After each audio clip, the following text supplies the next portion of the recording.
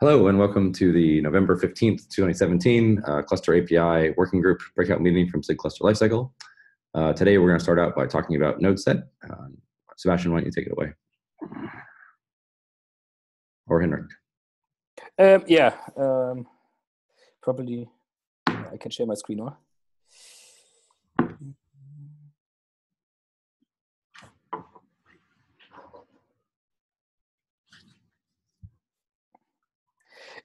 Hi everyone. So I'm Sebastian, one of the founders of Lutze. Not sure if everyone is aware of Lutze. So we are a German-based startup, mainly focusing on Kubernetes, and we built a product called Kubernetes Container Engine. It's somehow what we built is we want to run or have a product shipping to our customers that they can run Kubernetes cluster everywhere, similar like a Google Container Engine, so that you can easily manage a lot of Kubernetes cluster, like service providers who want to have a similar product like Google Container Engine, so that they can easily build this and use this as a white label solution, or bigger enterprises who want to build hybrid setups.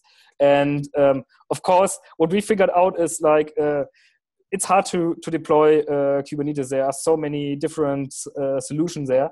So we were looking at the approaches, and really everything don't really feel native. And our complete tool stack is only Kubernetes. So we deploy, technically what we built is a Kubernetes operator to deploy Kubernetes cluster on top of it.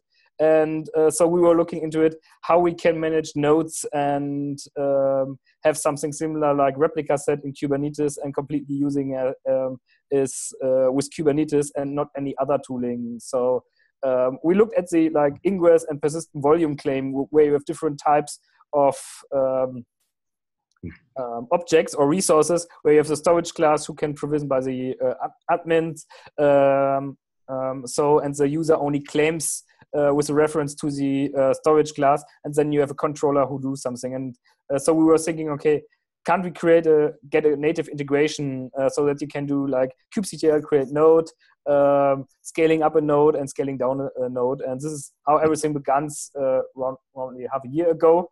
So we asked ourselves, there is this new node resource already in Kubernetes, but comparing to most of the other solutions, the node resource is created after something happened. And we were asking ourselves, okay, can't we create first the node resource and then something happens and spin up the node?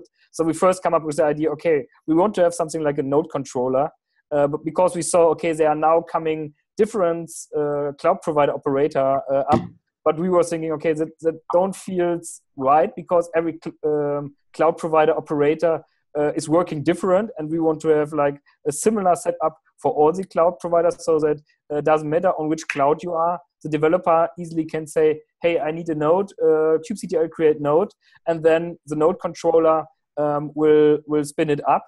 And the idea is like similar to storage class. You can have different types of node controllers. So our first implementation called kube machine is based on the library of Docker machine, is to create the nodes, because we choose this library. It's first of all Go. It has already implemented 20 or 30 different cloud provider. To create an additional driver is very simple, but the node controller concept is also in that mind that you easily can build your own node controller. So you can build your own node controller for Google, for AWS, or you can create a node controller for Terraform, which then talks to Terraform and do the rest. Or you can even create a Python node controller and working, for example, talking with Ansible. And the node controller is really looking or watching on the node resource, and then like provision the machines, deploying the machine and deleting the machine. Our intention is that we don't updating a machine. So when there should be an update of a machine, we will, similar to pods, we will roll out or create a new node and deleting the old node.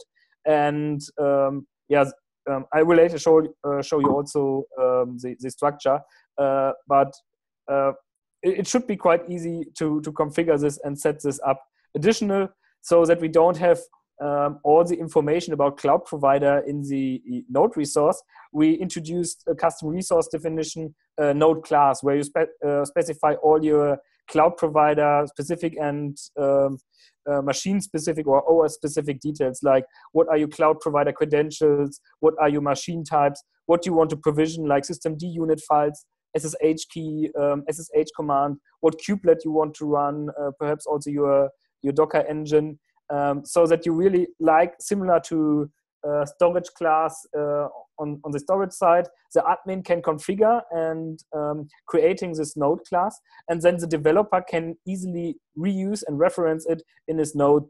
So the admin can specify, okay, you are allowed to create 2 types of node in this region, and then the developer can easily reuse this. And on top of this, because managing one node is not enough, we want to have something like a node set. So a group of similar nodes, similar to the cloud provider, like instance groups on Google. So that you have a node set which has a reference to the node class, which has a replica, how many nodes you want to run, which also has the reference to the node controller, and which you then can easily integrate with a node autoscaler. So there is already the Kubernetes autoscaler. So the next step, or what our idea would be, use this and instead talking to Google or AWS, talking to the node set and adjusting the replica count up and down automatically, similar you do with the pod autoscaler. Yeah, and then of course you have this node set controller who takes care about it to check, okay, is the specified number in the node set equal the node resources which are available. If they are not, it creates or deletes the resources. Yeah, and my notes, I can show you what we already have. So starting with like,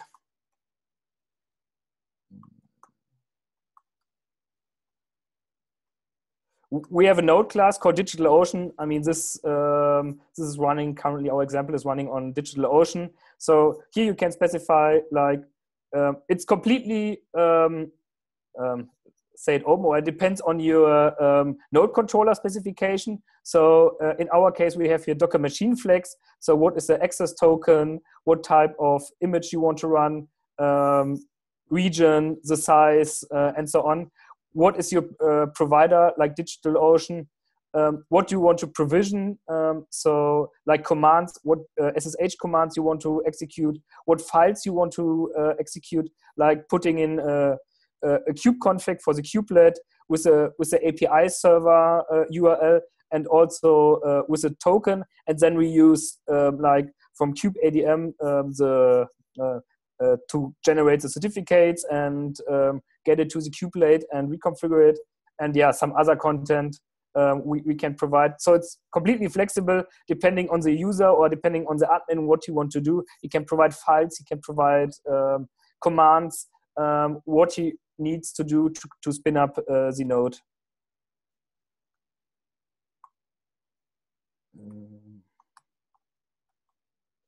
Yeah, and then we have the node set. So on the node set, we mainly have this node class, which reference the node class. We have the reference to the node set controller. So what's the name of the controller? And we have the replica count. So, and if we update this replica count, let's do get nodes. We see currently here are four nodes running. Let me looking into the logs so that we see the node set controller also in action.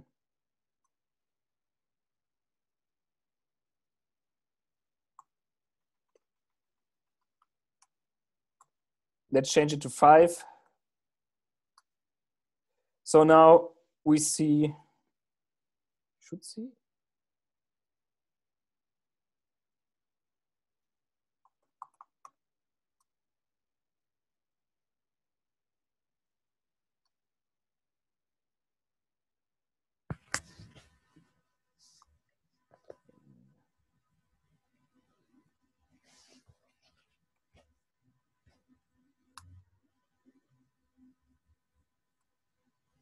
Yeah, no.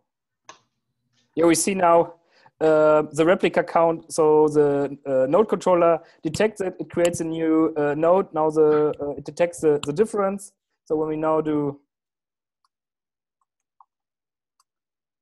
we already see there is a new node object created. And now when we're looking at the node controller, it's now spinning up the new node. So it's called DigitalOcean, spin up the machines and do all the copying over the files.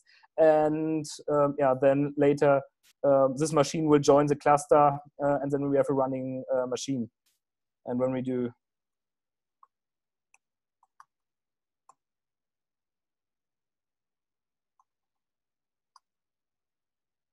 we also see currently we do it with annotations. So for example, we currently store the that we know the reference. We store the base64 coded node class content in it. We see also generation. We add some annotation to store some information, and now the machine is booting up and is joining the cluster. And yeah, that's currently mainly what we have done. So we're currently working on updates and also integrate this with the autoscaler. The intention is really focusing on how to manage the node, because what we see also with our customers, they already have mostly a solution how to provide networking and all this stuff, which is created at the beginning. But what we want, and a lot of stuff you created once at the beginning, but then especially the nodes are flexible. You want to scale up and scale down this. And for this, we wanted to have a solution, and probably later wanted to integrate with Kubicon to do probably also some more lifting at the beginning, so that we can create nodes like networks and so on.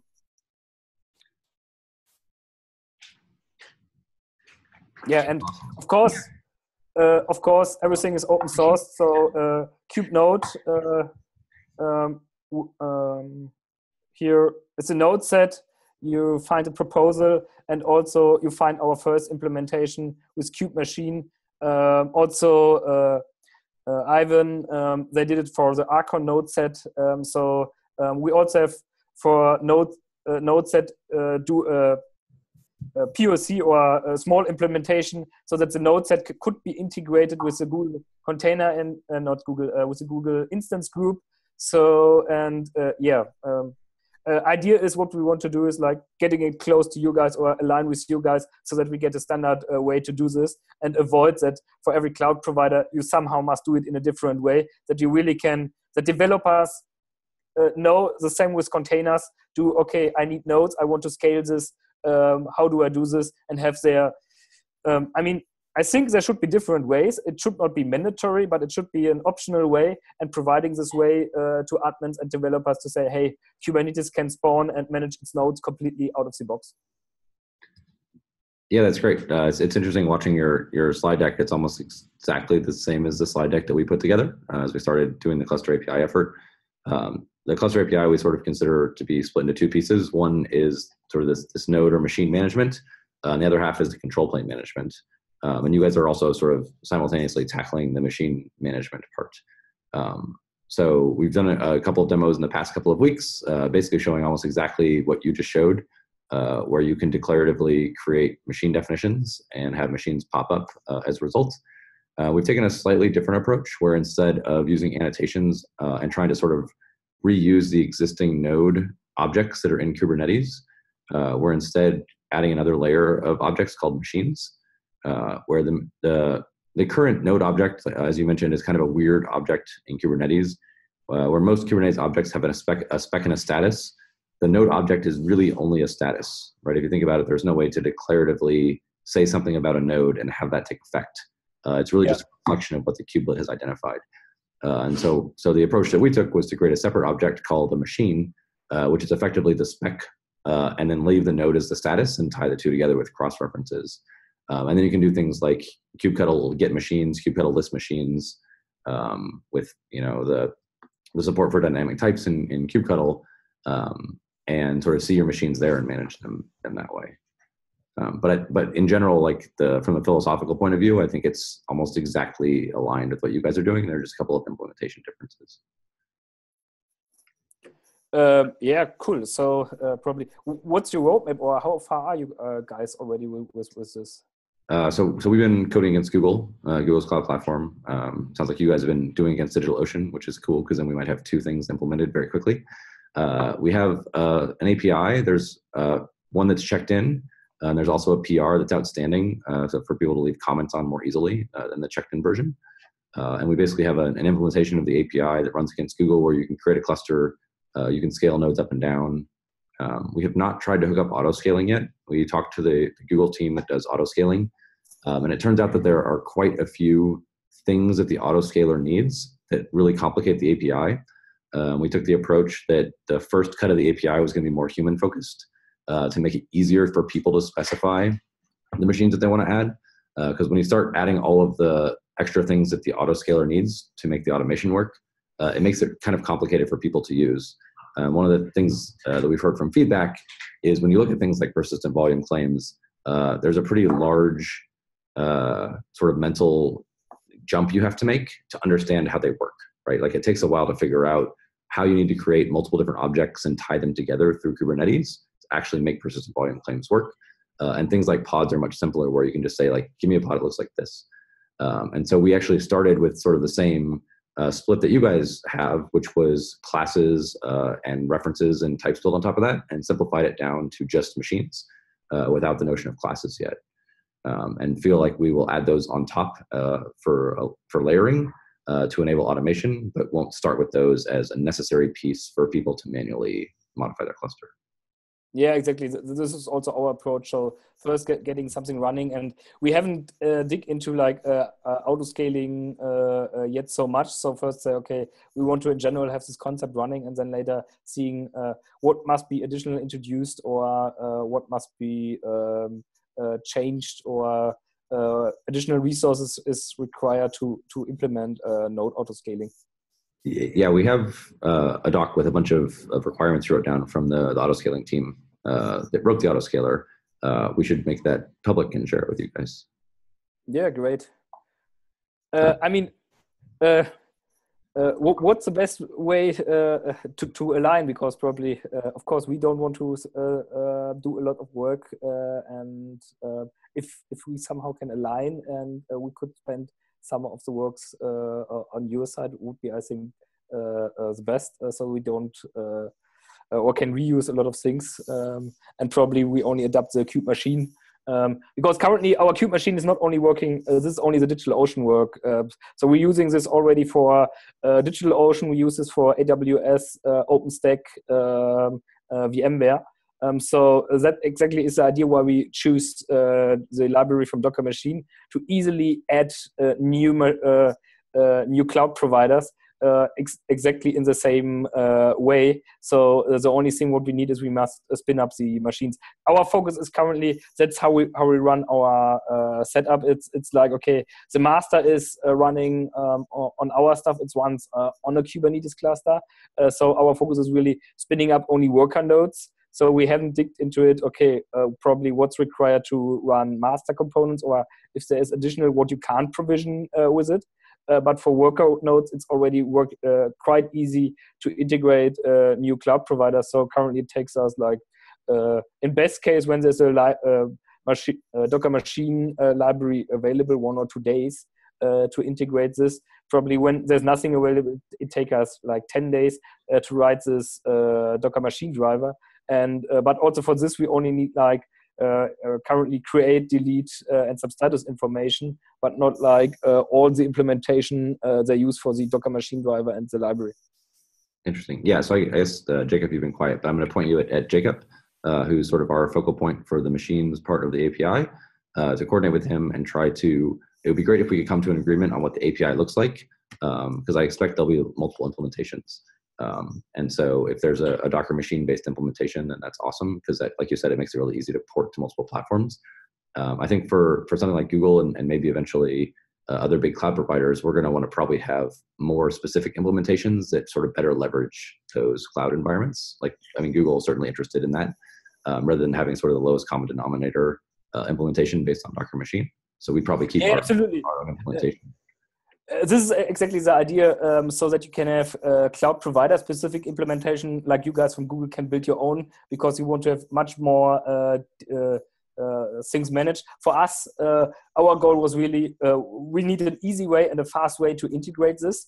And one of this implementation is Kube Machine, so that we can easily add new cloud providers. Probably in the future, there could be also a Terraform machine or a Terraform controller who's doing this. And this is exactly the intention, what we also had in mind, so that you can easily create your own implementation, similar to storage controller, where each storage provider can decide, okay, I built something up, but for the user, nothing changed, or there's no much changes there, so they easily can reuse this. It's the other question I have to ask is, one of the reasons that we're interested in standardizing the cluster API is to start building higher level tools on top of it that we can make consistent across multiple environments. It sounds like you guys also have that goal, and I'm curious what sorts of tools you envision being able to provide your customers once you have a consistent API that they can be built on top of. I mean, probably showing our solution. So what we have is, it's something similar like Google Container Engine to easily manage all this, so that you have an easy way to add or remove nodes, so that it's really easy for the customer. Our intention is to build a solution when the customer is not on Google or AWS is nothing available, but Azure, where there are managed services available, and they want to have it. We are currently working quite a lot with smaller internet service provider who say, hey, we want to have also somehow a container engine similar like Google on our platform and provide this to our users. So, and here we provide a solution for it. An easy way. So in our case, you can also easily create a cluster, generate a name or provide a name, select the different cloud providers depending on your configuration, selecting the cloud, and everything is configurable. And at the end, of course, we must somehow manage the nodes and spin up nodes, and want to take care about also the complete life cycle of the node, so that we can easily update the master, but also easily update the nodes and do rolling updates on the node side. So to have a complete tool stack and a complete suite, so that we can easily ramp up different cloud providers, and also bigger enterprises who say, okay, I'm doing a hybrid cloud approach. So I run on, I have my own data center. I want to have Google, I have in Germany, Deutsche Telekom Cloud, I have in China, Alibaba, and I want a unique control plane on top of it, and want to manage this and provide them a solution there, and we can say, hey, here is something, it works 95 or 99% the similar way. Of course, there are cloud provider specific things like storage and load balancing, things like this, but it's not like for each cloud provider, you have a complete different implementation. So you must every time learn it, and you can manage. In our case, the complete master, also this cluster, are running on a Kubernetes cluster itself. So we spin up these components as containers on a Kubernetes cluster with a Kubernetes operator, and then from outside we can easily only join the nodes to it and manage this. And this we're currently providing to our customers, and now getting more and more customers on it. And one of the most complex parts, or not complex, but which takes a long time, was implementing for each cloud provider their API and so on. And we were looking around how we can generalize this, how we can easily say, okay, we need like 5 days for a new cloud provider, doesn't matter which cloud provider, because we know our master setup is completely running in a similar way, and we only must spin up the nodes with a container runtime with kubelet on it, and then it joins, and we are done, and then the customer can run this. And this is like the tools that we are currently providing, and we are managing. And one part, of course, it's how to manage the nodes. Cool. Thanks. Tamal, Hi. question. Yeah, so I'd like to ask a few questions. The first question is I'm not familiar with the Docker machine thing or the thing. So, like, can you explain like how, like, sort of how does it relate to things like the Cloud Controller Manager or the kubeadmin stuff? Like, sort of, what is the sort of the what is the same functionality it provides? I mean, why we choose this is our tool stack is completely also written in Go, and we were looking around where we can find implementation for a lot of different cloud providers written in Go, and there are mostly two big resources. One is Terraform, and the other one is Docker Machine, and we don't use.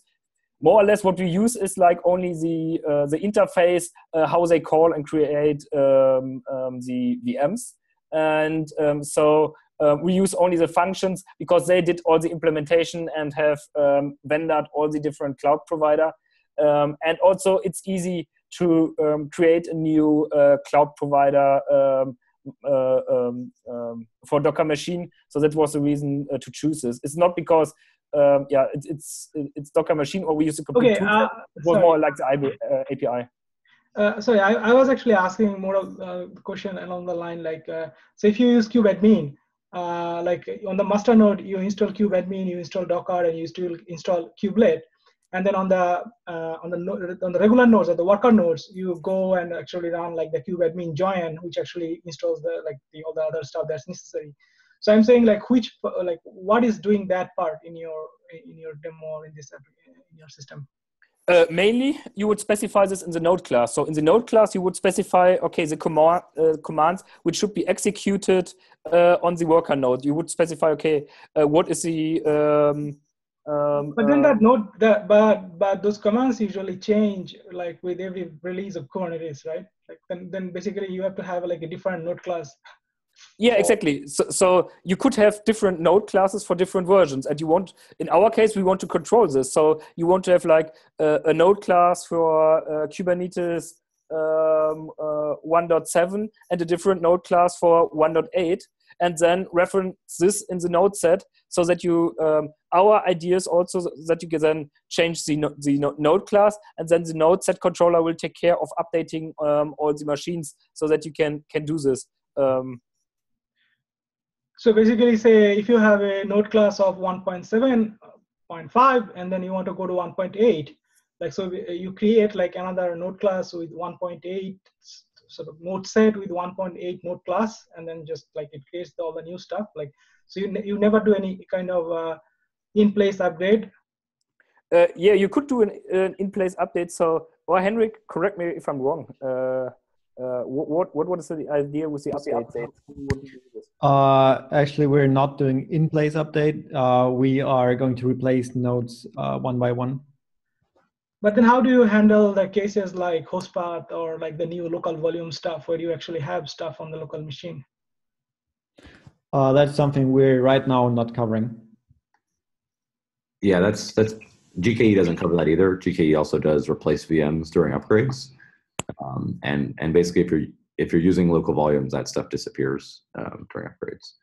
And I think that's relatively common in Kubernetes because we, as a community, are trying to get people to treat VMs as cattle instead of as pets. Yeah, exactly. Exactly. This is also our. The challenge is this has to work on packet or bare metal, right? Yeah. So we've got to abstract at a level. And you brought up a good point in terms of the versioning, because you can't jump from 1 to 5 to 1.7. Stuff goes boom. You got to go 1.5, 1.6, 1.7. For your master, you do, not for your nodes. Ish. So I have a. But neither here nor there. But yeah, all good questions. Sorry, Chris, you finish and then I'll talk. No, I'm done. Okay, sorry. Robbie mentioned me earlier. I've been quiet because I'm still recovering my voice. But I have 1,000 questions, and I won't take up this meeting. I'm hoping to reach out to you afterwards, Sebastian, if you could put some contact info in the meeting notes. One of the big things that I would like to discuss, though, that's kind of alluded to was right now in our alternative machines proposal, the API is very I won't just say simplistic, but more conceptual. So we hide the details of what will happen on the actual machine itself, and instead say in a declarative way, I would like to be running this version of the kubelet.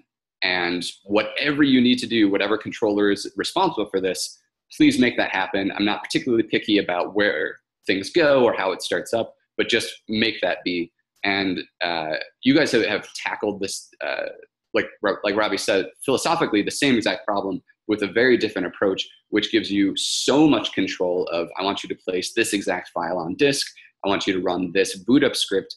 That I wonder how portable that actually is, like the specification for a node. If you want to, excuse me, if you want to move between clouds or OS images, how much of that needs to be so bespoke that you have to rewrite it every single upgrade or every time you move from one place to another, as opposed to something like, and I don't know if this is the kind of thing that we need to meet in the middle and have a unified plan on, or if there is actually room to have these completely different levels or different on the spectrum of control, like two different opposite ends. Whereas in our proposal, like there's a single field that says, I'm running kubelet version 174, and you say, well, I want it to be 180.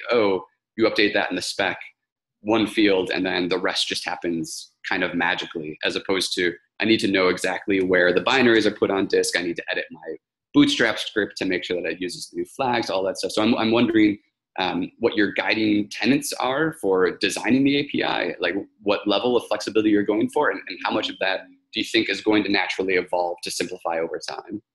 I mean, there's like a 12-part question in there. Yeah, let me start. And if I forgot something, probably also Henry can give some comments on this later. So what we see is with portability, it's not so much the problem between cloud providers. It's more like portability between operating systems. So like if you are talking to CoreOS or if you want to deploy CoreOS, you need a complete different approach comparing to CentOS or Ubuntu. So this is why we introduce more flexibility and say, okay, probably kubelet container runtime is not enough. We need more flexibility, or otherwise we need have this coded somewhere in the node controller, or need some additional resource for this to manage this. I mean, the good thing is, as I said, our focus is really deploying the nodes itself with the worker nodes. So we don't need much. We need the kubelet, we need the container runtime, and we need a systemd unit file more or less with like the API server and the token to join. And this works more or less on any cloud provider with only a few perhaps changes. What I see really more is a problem like supporting different operating systems, because there you have much more different ways to do this. CoreOS could run in the kubelet wrapper, which you only can run on CoreOS. Or on other systems, probably you must install things.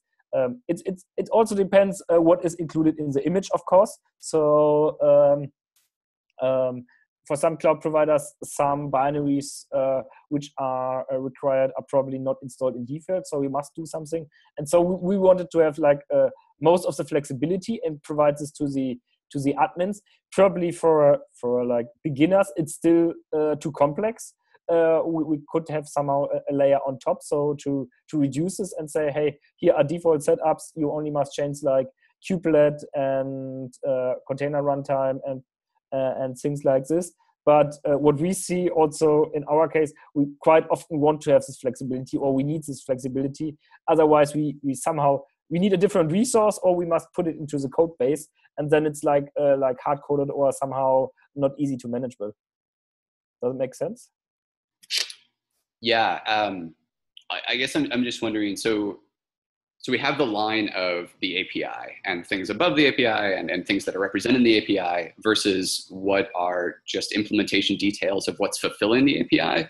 And I think we've just drawn where our cutoffs are at different levels, where you're exposing much more in the API so that you can place files on disk and do completely arbitrary things in the API itself. And I'm wondering if you see that being the long-term strategy, versus if that was just part of the like if I want to run on Ubuntu, the API doesn't necessarily have to change, or the values that I put in the API doesn't have to change. I just have to run a different controller that's aware of how to set up things under the covers so that they fulfill the contract of the API in an Ubuntu environment or a Debian environment or CentOS. And in that case, I think the things that you need to expose in the API directly are just like, what's the version of kubelet? What kind of configuration do you have for the kubelet? And the rest can be just fulfilled by the controller that starts up the VM under the covers. Versus, do you think that like the users or the administrators that are using this really want that raw power of, I want to put this completely arbitrary file on disk, or I want to tweak this boot up script so it does something subtly different than what everyone else is doing? I think, so speaking from somebody I've written a few of these controllers, not with an official API, but just in the past, started out with the very like granular, you can define arbitrary commands and basically do command injection, and later evolved into a higher level abstraction. And then we had a whole library of controllers. We didn't separate it based on the operating system like you suggested, but we probably should have in retrospect. But I very much want to just really quick +1 the idea that the controller should hold the responsibility for determining how to set something up, and the API should hold the responsibility of determining what needs to be set up. And to answer your question, Jacob, and I agree with you, Chris, the users do want, okay, I need this file here, right? I need to run this container on this step of the boot sequence. So, how much of that is really necessary for bootstrapping versus can be done after the fact with like a daemon set? It's a mixed bag, but we're not at that API level yet, if it even goes to the API at that standpoint. But that's a big product request that we get. I'm actually really curious because on GKE we've pushed people away from being able to run startup scripts and just said, right. if you want to run something over Node, use a daemon set. There's a little bit of a race condition because you don't know exactly when it's going to run. But for the most part, we haven't gotten a lot of complaints with that decision. And maybe our user base is a little bit different. I also do want to echo one thing you said earlier, Chris, which is like on GKE, we do the delete and replace for nodes, and that's great because we're on a cloud. But I do also strongly believe that we're going to need to support in-place upgrades for bare metal. Yeah. And that's part of what we thought about when we were designing the Machines API is with the Machines API right now, you can patch a machine, and the contract there is that means do something in place, and you can delete and create machines, and that means replace actual machines. And the whole point of encapsulating the how we're solving these problems into software is so that we can build in cool things like maybe we want to pull from some GitHub repo the commands that we want to execute, and that's the responsibility of the controller. Like, because it's software, we can make it do whatever we want, right? But that's the point of having the controller. Right, but if we don't, are we looking at having a relationship, and this is, I'll make a note of this because I think this is a different topic. Are we looking at having a relationship where we have the capability of the controller getting the data it needs, if you're looking at it running on the node? Because if we're looking at it as a software-defined model, we're going to have a relationship there, and we can't just, I'm not saying to have it, but have a placeholder, have it somewhere where it's fuzzy, this might happen in the future. And if we don't put that in for an alpha, we're going to get locked into some fun corners in my perspective. Well, I think sorry if I it's easier to add it later than to take it out, right? So if we don't have it for alpha and it becomes a requirement, it's not actually that hard to add it later. Right. I mean, I have a question about some comments from our side. So, I mean, what we are talking is, or we are talking a lot of with enterprise companies who are running this in their own data center. Yeah, I think in the best case, we would easily have a way to say, yeah, this is only the kubelet and this is a container runtime. What we also see is like they coming up, probably it's not best practice to do this, but they still have the requirement to say, hey, this is how we do this. We must deploy this additional files and documents on top of the machine. So to provide them really this flexibility and say, no, oh, sorry, then we can't use our solution. We said, okay, we need as much as flexibility because otherwise we run into a lot of projects and exactly are stopping at that point when the customer said, can I do this? Can I do this? Can I install this specific binary and so on? Probably it's different if you are a big cloud provider because then you can say, hey, this is the best practice. We are doing this. This is the only way we're supporting it. In our case, it's a little bit different because we are like the smaller ones, and the big enterprises, hey, this we are doing, and we try to convince them, but at the end we say, yeah, we let you know it's not best practice, but to get it running, you can do this easily. And there's mostly every time also a reason for it. It's not like because they don't want to do this, they have legacy system and so on. So we want to say, hey, yeah, it's possible, why not? Okay, I really want to respond to that, but Tamal's been waiting very patiently, so I'm going to let him go first.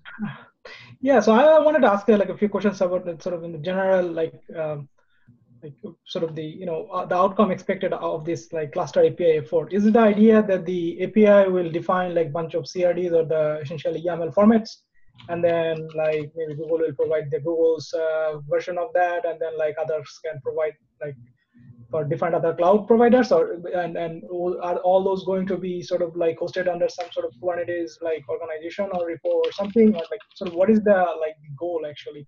I mean, I'm like the part that I'm not sort of clear, because I saw that very quickly the Kube deploy project started like implementing stuff, which is great to sort of test out the API, but like is it the idea that the GKE will internally start using this, like the code that is like out there in the open, or like they're going to be something else?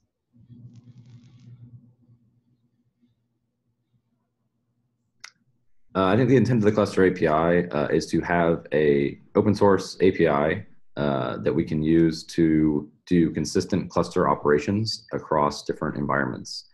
We anticipate having multiple controllers backing that API to actually enact those changes across environments. So what Chris was saying earlier about having different controllers for different clouds, or what Jacob was saying about different operating systems even, but having the API be consistent so that if you create a cluster and you install the right controller or the right controllers for your cluster, you can then interact with your cluster in the same way as you'd interact with the cluster. And that, to me, that's a huge bit of success criteria for this whole effort. Is I should, in theory, the way I've always imagined this, and please disagree with me, you should, in theory, in my eyes, be able to define the same resource and have any controller implement that however they want. And if we're changing the resource based on the implementation, that feels a little backwards. Okay, another question that I actually asked in one of the PRs in that repo was like the new concept of this machine. Like how do you sort of sync between the machine and the node? And also the question of like I think one of the meetings, Justin mentioned that like in AWS, if you like replace the machine, the instance ID changes. Like, and then if you usually use this instance group on Google Cloud or like AWS, like the machine names are automatically assigned, right? Like, so how do you sort of see those being synced, like between all these parts? Yeah. So right now in our prototype, the names happen to be the same. Like when you create a machine, you give it a name, or if you use the API machinery's generate name and it gives it a name, we create a VM with exactly that name.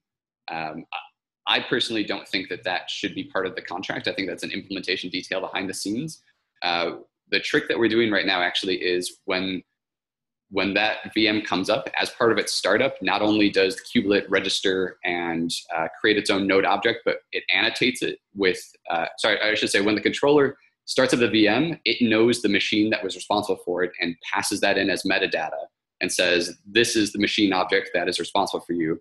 Then as part of its startup, the kubelet registers and creates the node object. That's just part of the normal bootstrapping flow. And then it annotates that node object with the machine identity because it knows I've been told this machine is responsible for me. And then the controller notices this and then like actually links the two objects, and the machine status has an object ref to the node, so that if you are curious about the status, like Robbie said earlier, the entire node object is kind of a status field.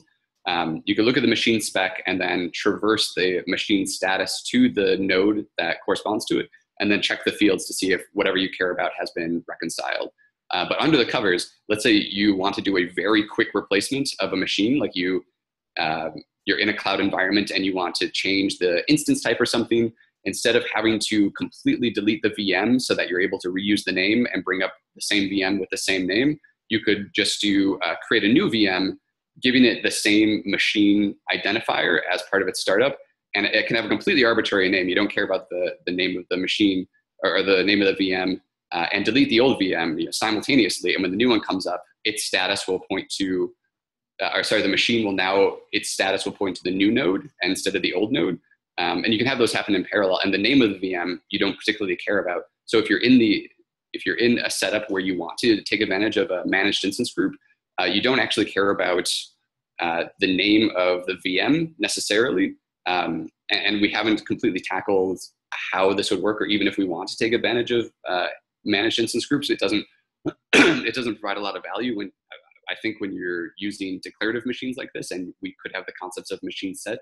But as long as we fulfill the contract that you create a machine and it ultimately gets linked to the node, whatever happens in between the name of the VM or anything like that, we actually are trying not to make any assumptions about that, just implementation details. I personally find the machine instance groups like the very useful, because if you are creating like a large number of them, I mean it's quite useful. And also the other thing is like, you know, so when something goes wrong, like we use Google Cloud, and one of the big problems or like sort of pain point with Google Cloud right now is that it temporarily, without any notice, it sort of basically replaces the machine, right? Like from time to time, almost like a month. And when it does, what happens that it always does not like remove the disk cleanly. So the machine gets rebooted, but the disks are still there.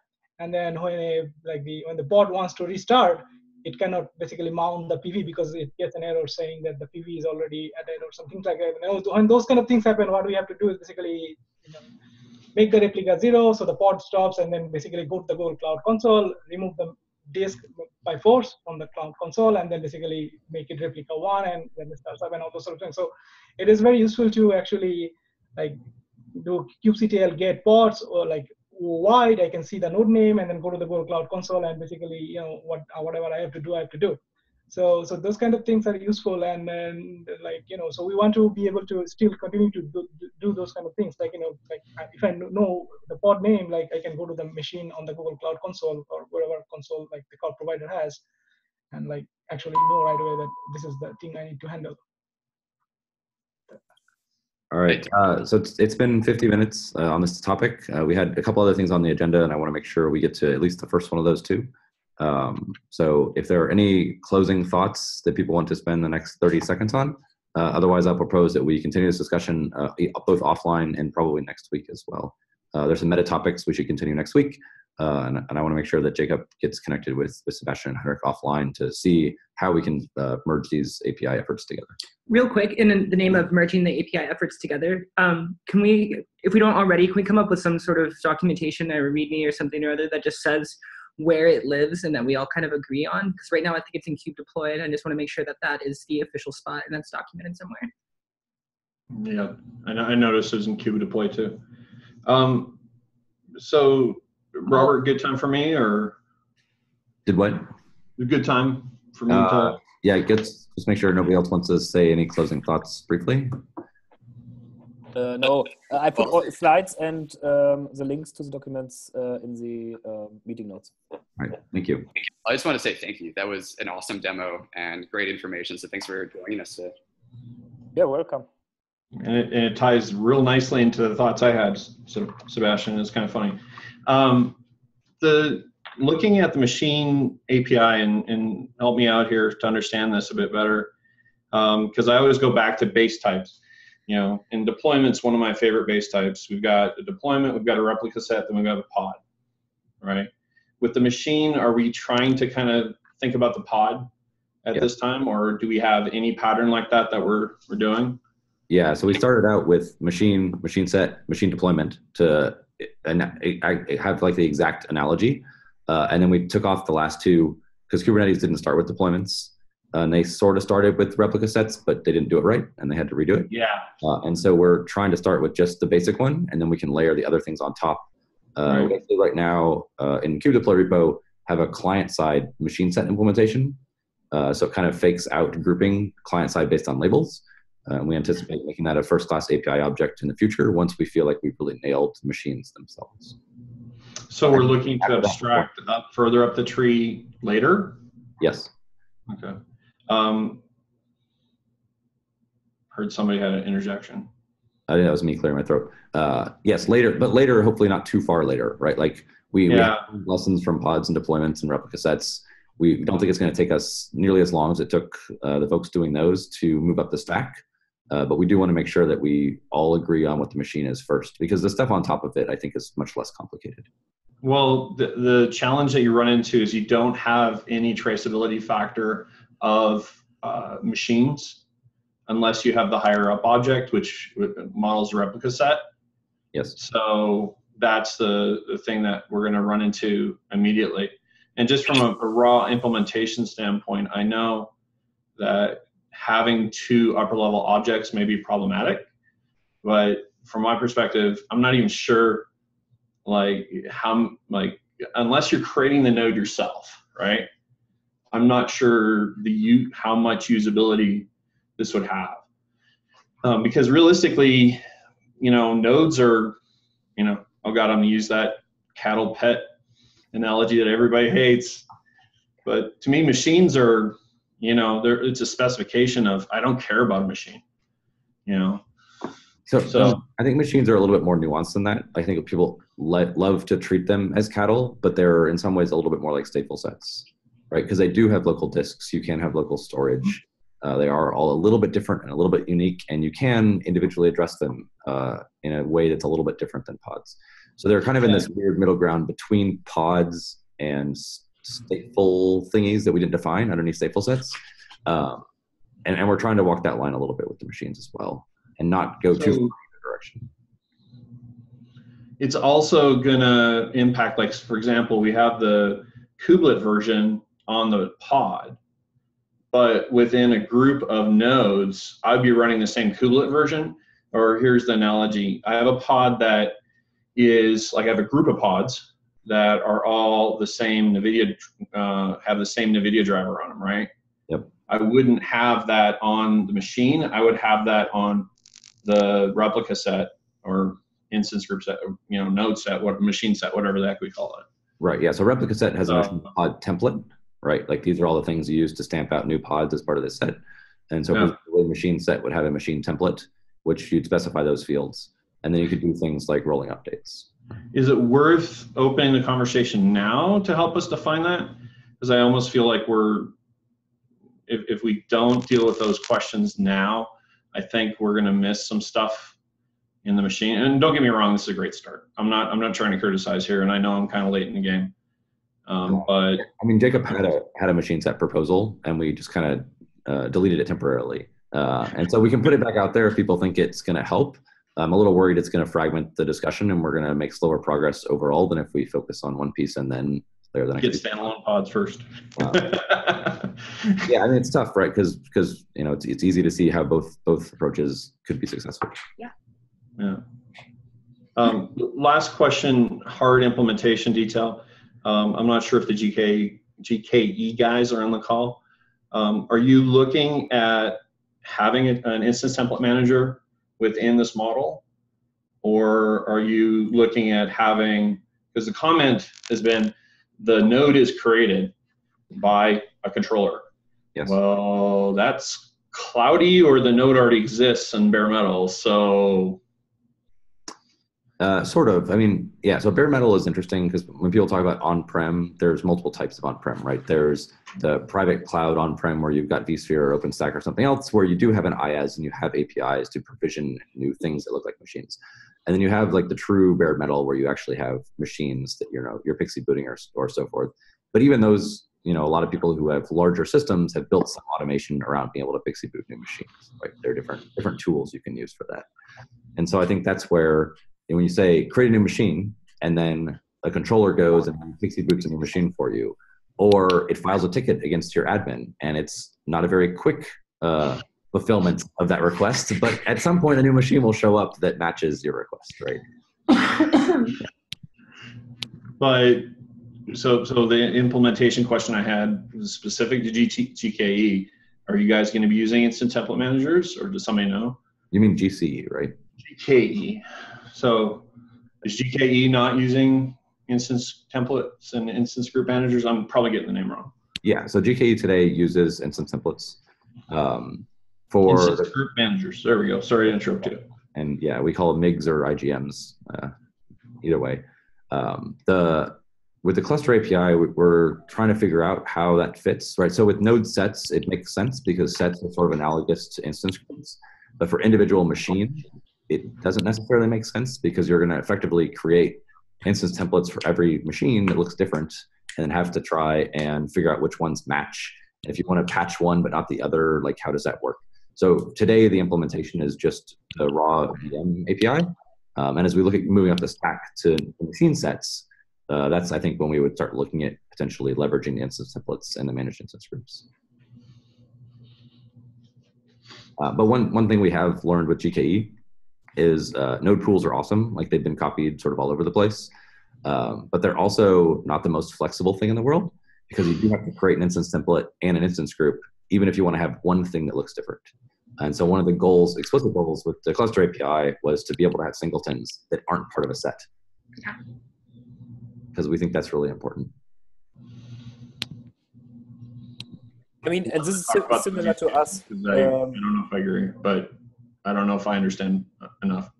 You don't know if you agree that we want to have singletons that are outside of a set? Is that what you're saying? No, I need to understand more. Let me put it that way.